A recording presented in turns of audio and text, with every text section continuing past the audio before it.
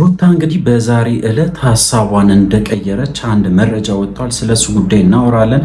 በሌላ በኩል ደግሞ ሄርሜላ ጓደኛ ይዛለች። በጣም በሚገርም ሁኔታ እንግዲህ ነገሮች እየከረሩ መጥተዋል ማለት ነው። ስለዚህ እንግዲህ አብርሃም ምን ሊወስን ይችላል በዚህ ቪዲዮ በደንብ አድርጌ ነግራችኋለሁ። ስለዚህ እንግዲህ ለዚህ ቻናል አዲስ ከሆናችሁ ከወዲሁ ሰብስክራይብ ማድረግ እንዳይረሳ፣ አዲስ ካልሆናችሁ እንደተለመደው ቪዲዮአችን ላይ ኮሜንት አድርጉ፣ ሀሳብ አስተያየታችሁን ኮሜንት ስራ አስቀምጡልን። እንግዲህ አዳዲስ ነገሮች አሉ፣ ስለሱ ጉዳይ እናወራለን። ወደ ጉዳያችን ከሰሞኑ እንግዲህ በጣም ብዙ ነገሮችን እያየን ነው። በትላንትናው ዕለት የተከሰተውን አይታችኋል። አብዛኛው ጊዜ እንግዲህ በተለይ አብርሃም ሲወቀስ ነበረ። በጣም በትላንትናው ቪዲዮ ላይ አብዛኛው ሰው ማለት ይቻላል አብርሃምን ሲወቅስ ነበረ። ምክንያቱ ደግሞ እንደምታውቁት እንግዲህ ያው አብርሃም ይቸኩላል። በጣም ቸኩሎ ነው ውሳኔ የሚወስነው። በዛ ምክንያት እንግዲህ ነገሮች ይበላሻሉ። እንዲስተካከል እንኳን ፍላጎት የለውም። አሁን ላይ በተለይ ደግሞ እጅግ በጣም አምርሮ መጥቷል ማለት ነው። መፋታቱን እሱም ራሱ ፈልጎታል። በሌላ በኩል ደግሞ በጣም የሚገርማችሁ አቤልና ብሩክ ደግሞ ሌላ ሴራ እያሴሩ ነው። እነሱ ራሱ እንዲፋቱ እንግዲህ ከፍተኛ ጥረት ሲያደርጉ እንደነበረ ሁላችን እናውቃለን። እንግዲህ ሄርሜላ ዛሬ ደግሞ አዲስ ነገር ይዛ መታለች። ሌላ ጓደኛ ለመያዝም እንግዲህ ወይም ደግሞ በቪዲዮ ለኛ ለማድረስ እንግዲህ እየሞከረች ነው። ያ ነገር ደግሞ ትክክል ነው ወይስ አይደለም ብላችሁ ከጠየቃችሁኝ እንግዲህ ሄርሜላ የራሷን ሕይወት መኖር ትችላለች፣ መብቷ ናት። ግን ከአብርሃም ጋር እኖራለሁ ወይም ደግሞ ከአብርሃም ጋር እሆናለሁ ብላ ብዙ ነገር ካወራች በኋላ አሁን ላይ ለምን እንደዚህ አይነት ውሳኔ እንደወሰነች እንግዲህ ግራ የሚያጋባ ነገር ነው። በሌላ በኩል በጣም የሚገርማችሁ ነገር ሩታ ሀሳቧን እንደቀየረች በደንብ በሶሻል ሚዲያ ሲነገር ነበረ። ምክንያቱ ደግሞ እንግዲህ ያው የፍቺውን ጥያቄ ከፈረመላት በኋላ አብርሃም ቆም ብላ ማሰብ እንደፈለገች እና አሁን ላይም ዝግጁ እንዳልሆነች፣ በተለይ ለመፋታት ዝግጁ እንዳልሆነች ያ ነገር ደግሞ እየተሰማ ይገኛል። እውነት ከሆነ እውነት ለመናገር እጅግ በጣም ደስ የሚል ነገር ነው። ምክንያቱም እኛም የምንፈልገው ነገር ከዚህ በፊትም ተናግረን ነበረ፣ አብርሃምና ሩታ እንዳይፋቱ ነው እንጂ ተለያይቶ አብሮ ወይም ደግሞ ተለያይቶ እንዲኖሩ አንፈልግም። ምክንያቱም መሀላቸው ያለው ልጅ አለ። እጅግ በጣም ከባድ ውሳኔ ነው። እንደዚህ አይነት ውሳኔ እንዳትወሰኝ ሁሌ እንግዲህ እኛ እየተናገርን እንገኛለን። አብርሃምም እንደዚህ አይነት ውሳኔ ባይወስን የተሻለ ነው። ነገሮችን ለማስተካከል መሞከር አለባቸው ብለን እናስባለን። ግን ምንድነው አሁን አብርሃም አልፈለገም። ምክንያቱ ደግሞ ታውቃላችሁ፣ ከዚህ በፊት የተፈጠረው ነገር እጅግ በጣም ከባድ ነበረ። ለአብርሃም ከባድ ነበረ። በእርግጥ አብርሃም ያደረገው ነገር እንደዚህ ነው የሚባል አይነት አይደለም። በጣም ብዙ ነገር ሲያደርግ በተለይ ከተለያዩ ሴቶች ጋር ሲገናኝና የተለያዩ ቪዲዮችን ሲሰራ አታድርግ ሲባል እምቢ ብሎ እንግዲህ ያንን ነገር አቋሙን ባይቀጥልበት ኖሮ ለዚህ ደረጃ አይደርስም ነበረ። ሁላችን እናውቃለን።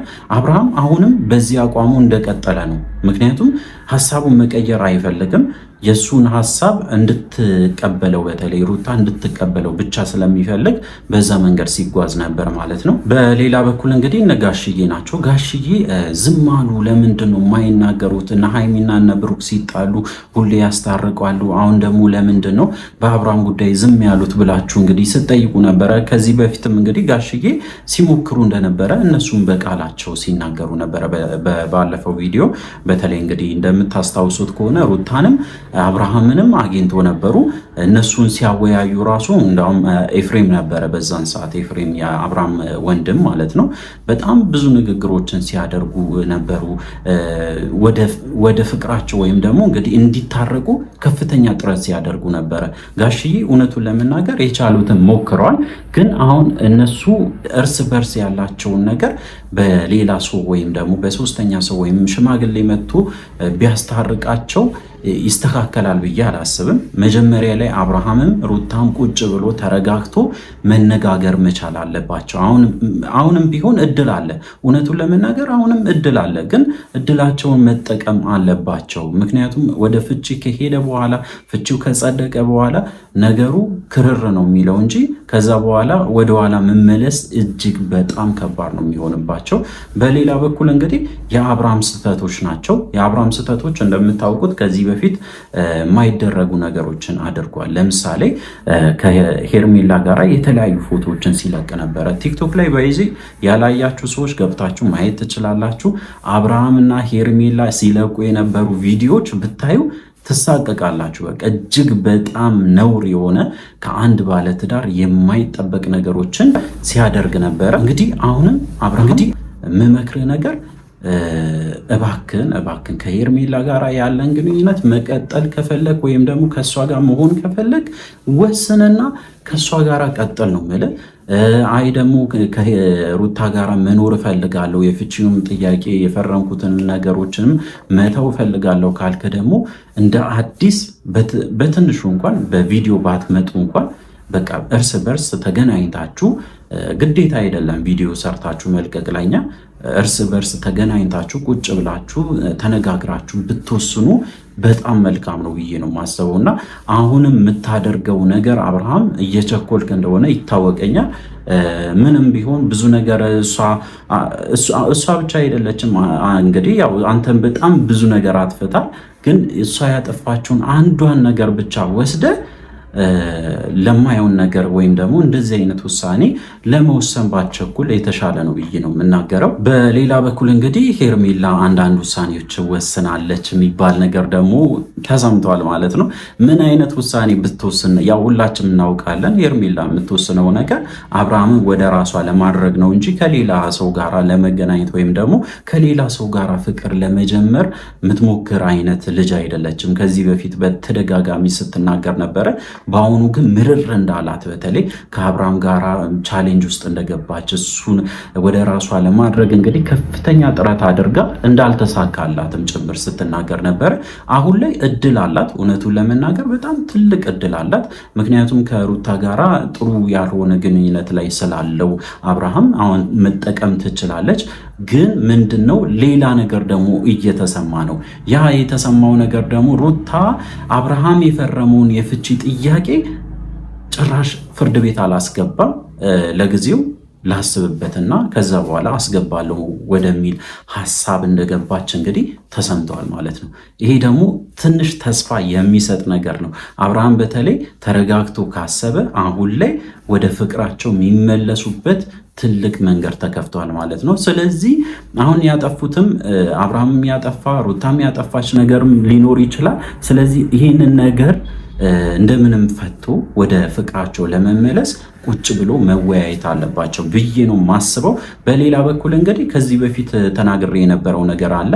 የአብርሃም ቤተሰቦች ብቻ ሳይሆኑ በተለይ የሩታ ቤተሰቦች እጅግ በጣም እየተሰደቡ ነው። እጅግ በጣም በቃ የማይገባቸው ነገሮች ሲደረግባቸው ነበረ፣ ሲነገርባቸው ነበረ። እጅግ በጣም ነውር የሆነ ነገሮች ሲባሉ ነበረ እና ያንን ነገር ባይደገም የተሻለ ነው። ኦዲየንሱ በቃ ሁለቱም መሀል በተለይ ሩታን በጣም መደገፍ ወይም ደግሞ አብርሃም በጣም መደገፍ ሳይሆን እንዲቀራረቡ ማድረግ ነው ያለበት ኦዲየንሱ እንጂ ጭራሽ ነገሩን ማባባስ የለበትም። የሩታ ቤተሰብም የአብርሃም ቤተሰብም በዚህ ጉዳይ ላይ ምንም ነገር መሰደብም አይደለም ምን ነገር የለባቸውም። እንደዚህ ሶሻል ሚዲያ ላይ ራሱ እነሱ ሳይመጡ እኛ እያመጣን ስለ እነሱ ማውራት ራሱ ነውር ነው። ስለዚህ ያን ነገር ቢቆም የተሻለ ነው ብዬ ማስበው። እንግዲህ የአብርሃም በተለይ አብርሃምን የምታበረታቱ ሰዎች አላችሁ፣ ከሄርሜላ ጋር እንዲሆን የምትፈልጉ ሰዎች አላችሁና ምን አይነት ፍላጎት እንዳላችሁ አላውቅም። እንደዚህ አይነት ፍላጎት ወጣ ያለ ነገር ነው ባይዚ። ምክንያቱም አብርሃም ልጅ እንዳለው ሁላ ረስታችኋል። ልጅ ብቻ አይደለም፣ በጣም የሚገርማችሁ ነገር ከሩታ ጋራ ከ2 ዓመት በላይ የፍቅር ግንኙነት አለውና ከዛ ውስጥ በቀላሉ ወጥቶ ልጁንም ትቶ ከሄርሜላ ጋራ አብሮ ይኑር ወይም ደግሞ ይጋቡ ማለት እንግዲህ ይሄ ጤነኝነት አይመስለኝም። እና እባካችሁን አስቡበት። እንደዚህ አይነት ነገር አይባልም በጭራሽ።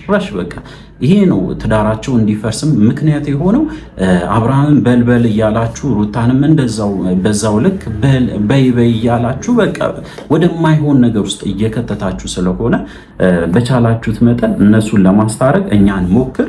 ከዛ በኋላ ካልተሳካ ያው በራሳቸው ፍላጎት መለያየት ይችላሉ። ከተለያዩ በኋላ ደግሞ የራሳቸውን ሕይወት መቀጠል ይችላሉ እንጂ በዚህ ደረጃ እንግዲህ ስለ ሰው በጣም ተጨንቃችሁ እጅግ በጣም በሚገርም ሁኔታ ወደማይሆን መንገድ የምትወስዱ ሰዎች አላችሁና እባካችሁን ከዛ ነገር ብትጠነቀቁ የተሻለ ነው። ለእናንተም ለወደፊቱ ትክክል ስለማይሆን ማኑ መረጃ ሩታ በተለይ ክሱን እንደተወችም የተሰማ ነገር አለ። እሱ ብቻ አይደለም፣ ሄርሜላ ደግሞ ወደ ፍቅር ግንኙነት እየገባች እንደሆነ ከሌላ ሰው ጋራ እየተሰማ ይገኛል። ይሄ ነገር እውነት ነው ወይስ አይደለም?